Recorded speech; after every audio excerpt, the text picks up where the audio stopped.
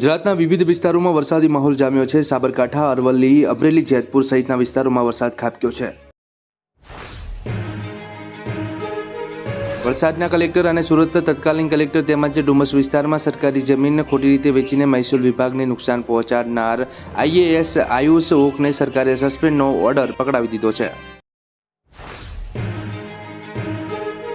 હવામાન વિભાગે રાજ્યના વિવિધ વિસ્તારમાં 15 જૂન સુધી વરસાદની આગાહી કરી છે। જ્યારે અરવલ્લીના શામળાજી પંથકમાં ગાજવીજ સાથે વરસાદ થયો છે। શામળાજીના અનસોલ, રતનપુર બોર્ડર સહિતના ગ્રામ્ય વિસ્તારમાં ભારે પવન સાથે વરસાદ થયો।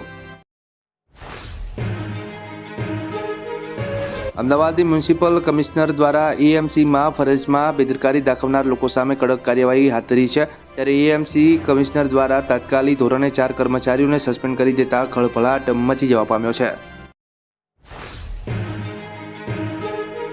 આરએસએસ ચીફ મોહન ભાગવતે સાલમાં એક મોટું નિવેદન આપી દીધું છે। મહારાષ્ટ્રના નાગપુરમાં એક કાર્યક્રમને સંબોધિત કરતા મોહન ભાગવતે કહ્યું કે મણિપુર હિંસાનો મુદ્દો તાબડતોબના ધોરણે ઉકેલી કાઢવો જોઈએ। મણિપુર 1 વર્ષથી શાંતિની રાહ જોઈને બેઠું છે। પૂર્વ આફ્રિકન દેશ મલાવીમાં અગ્રણી નેતાઓને લઈ જતું લશ્કરી વિમાન આકાશમાંથી ગાયબ થઈ ગયું છે। સરકારી અધિકારીઓનું કહેવું છે કે વિમાનમાં વાઇસ પ્રેસિડેન્ટ સાઉલોસ ચિલીમા સહિત 10 લોકો સવાર હતા। વિમાન સાથેનો સંપર્ક સંપૂર્ણપણે તૂટી ગયો છે।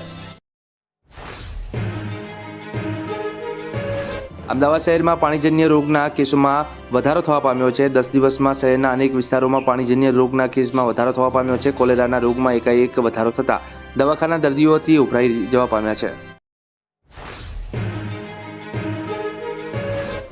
મોદી ત્રીજી વાર સત્તા સંભાળી લીધી છે। શપથ લીધા બાદ પીએમ મોદીએ મંત્રીઓને ખાતાઓની ફાળવણી કરી હતી।